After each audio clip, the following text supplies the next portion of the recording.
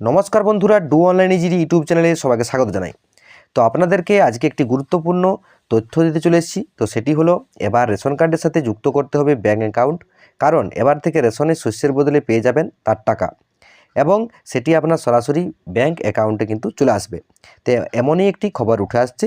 তো এর যে বিস্তারিত তথ্য আপনারা পেয়ে যাবেন এই ভিডিওতে। তো এর বিস্তারিত তথ্য আপনারা পেয়ে যাবেন এই ভিডিওতে, যেমন কবে থেকে এই নিয়ম চালু হচ্ছে, রেশন কবে থেকে বন্ধ হবে ইত্যাদি। তো আপনারা এই ভিডিওটি প্রথম থেকে শেষ পর্যন্ত দেখুন, তাহলে আপনারা সম্পূর্ণ তথ্য পেয়ে যাবেন। আর যদি ভিডিওটি ভালো লাগে তাহলে অবশ্যই ভিডিওতে লাইক এবং চ্যানেলটিকে সাবস্ক্রাইব করে অন নোটিফিকেশনটি অন করে রাখবেন, যাতে আপনারা সমস্ত রকম সরকারি প্রকল্পের তথ্যের খবর সবার আগে পেয়ে যান। তো চলুন কী তথ্য উঠে আসছে সেটি দেখে নেওয়া যাক। তো দেখুন, এই খবরটি আজকে অনলাইনের বিভিন্ন জায়গায় কিন্তু প্রকাশ হয়েছে। তো সেখানে বলা হয়েছে যে কেন্দ্র সরকার এখন রেশন কার্ডের সঙ্গে ব্যাঙ্ক অ্যাকাউন্টের নম্বরের সংযুক্তিকরণ করতে চাইছেন, আর এই জন্যই রেশন বন্টন সংক্রান্ত নির্দেশিকাতে প্রয়োজনীয় সংশোধনও কিন্তু প্রস্তাব দিয়েছে। কেন্দ্রীয় খাদ্য গণবন্টন মন্ত্রক গত 28 ফেব্রুয়ারি কেন্দ্রীয় খাদ্য সচিবের সঙ্গে রাজ্যের খাদ্য সচিবের বৈঠকে কেন্দ্রীয় সরকারের এই প্রস্তাবের কিন্তু কথা বলেন। এই প্রস্তাবে বলা হয়েছে যে রেশন বন্টন নিয়ন্ত্রণ সংক্রান্ত 2015 সালের নির্দেশিকা সংশোধনের কিন্তু প্রস্তাব করতে বলা হয়েছে। এই নিয়ম সংশোধন অনুযায়ী নতুন রেশন কার্ড যখন বিলি করা হবে, তখন পরিবারের প্রধানের কেওয়াইসি ফর্ম ফিল আপ করার সঙ্গে সঙ্গে ব্যাঙ্ক অ্যাকাউন্টের তথ্য কিন্তু দিতে হবে। রাজ্য সরকার এই তথ্য নিয়ে নেবে এবং রেশন কার্ডের সঙ্গে ব্যাঙ্ক অ্যাকাউন্টের তথ্য কিন্তু সংযুক্ত করে রাখবে। কিন্তু প্রশ্ন হচ্ছে, এরকম পদক্ষেপের কথা কেন বলা হচ্ছে, কেন এই সংযুক্তিকরণ? অনেকেই এই পদক্ষেপ নেওয়ার পেছনে কারণ হিসেবে ভেবে নিয়েছেন যে হয়তো ভবিষ্যতে রেশনে চাল, গম ইত্যাদি বদলে তার মূল্য কিন্তু ধরে দেওয়া হবে। উল্লেখ্য, কেন্দ্রীয় খাদ্যমন্ত্রক জাতীয় খাদ্য সুরক্ষা আইন এখন প্রায় 81.35 কোটি মানুষকে প্রতি মাসে মাথাপিছু 5 কেজি করে চাল এবং গম দেয়। মোদী সরকারের প্রধানমন্ত্রী গরিব কল্যাণ অন্ন যোজনাতে এই চাল গম দেওয়া হয় বিনামূল্যেই। তবে করোনার সময় এই প্রকল্প চালু হওয়ার তখন এই প্রকল্পে যে অতিরিক্ত 5 কেজি খাদ্যশস্য দেওয়া হয় তা 2022 ডিসেম্বর থেকে কিন্তু বন্ধ হয়ে গেছে বা বন্ধ করে দেওয়া হয়েছে। এখন খাদ্য ভর্তুকি অর্থে 5 কেজি চাল আর গম দেওয়া হয়। 2025 সালে অর্থবর্ষে খাদ্য ভর্তুকিতে অর্থমন্ত্রী নির্মলা সীতারামন 2.3 লক্ষ কোটি টাকা কিন্তু বরাদ্দ করেছেন ও 2024-25 অর্থবর্ষে 2.5 কোটি টাকা কিন্তু ব্যয় হয়। সংশোধিত হিসাব অনুযায়ী এই অর্থবর্ষে 1.97 লক্ষ কোটি টাকা খরচ হবে বলে, আর তার আগে অর্থবর্ষে খাদ্য ভর্তুকিতে ব্যয় হয়েছিল প্রায় 2.12 লক্ষ কোটি টাকা।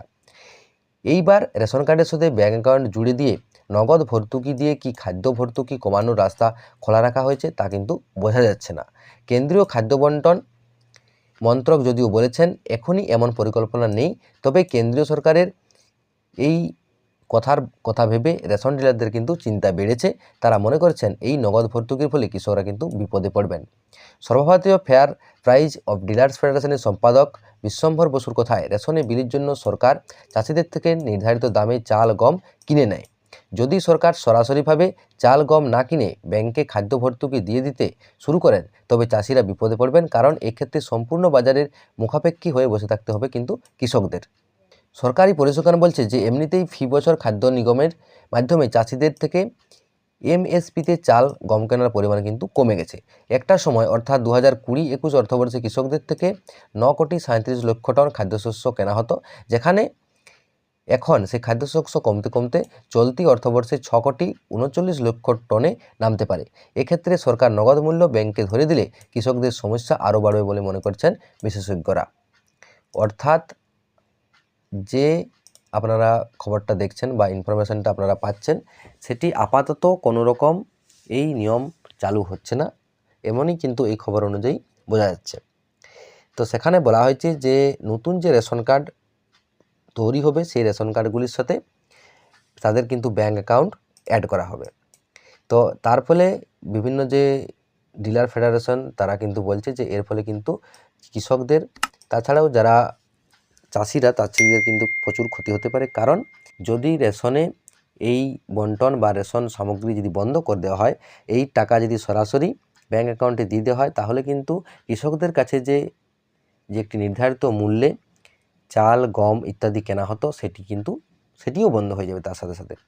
কারণ যদি রেশন না দিতে হয়, সেক্ষেত্রে তো অত পরিমাণ সরকারের চাল, গম, ডাল ইত্যাদির কিন্তু প্রয়োজন রইবে না, যার ফলে তারা কিন্তু নির্ধারিত মূল্য আর পাবেন না।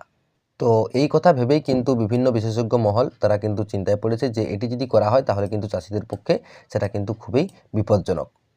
তো এই খবরটি আপনারা বিভিন্ন অনলাইন প্ল্যাটফর্মে কিন্তু পেয়ে যাবেন।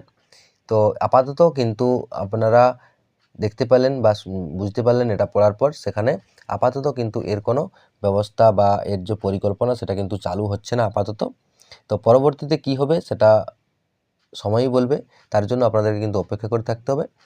তো এর পরবর্তীতে রাজ্য সরকার, আমাদের যে রাজ্য সরকার আছে তারা কি বলেন এবং কেন্দ্র সরকার তারা কি প্রস্তাব দেন, সেই অপেক্ষা কিন্তু আপনাদেরকে থাকতে হবে। তো পরবর্তী যদি আপডেট এই সম্বন্ধিত আসে তাহলে আপনাদেরকে অবশ্যই ভিডিওর মাধ্যমে জানিয়ে দেবো। তো এই খবরটি আপাতত কিন্তু বিভিন্ন খবরের চ্যানেলে বা বিভিন্ন সোশ্যাল মিডিয়ার প্ল্যাটফর্মে কিন্তু এই খবরটি উঠে আসছে। তো আপনাদেরকেও তাই আমি এই ইনফরমেশনটি দিয়ে দিলাম। তো এর পরবর্তীতে যদি আপডেট আসে আপনাদেরকে আমি অবশ্যই জানিয়ে দেবো। তো ভিডিওটি আজকের মতো এখানে শেষ করলাম। দেখা হচ্ছে পরের ভিডিওতে। তোমরা ভালো থাকুন, সুস্থ থাকুন। জয় হিন্দ, জয় ভারত।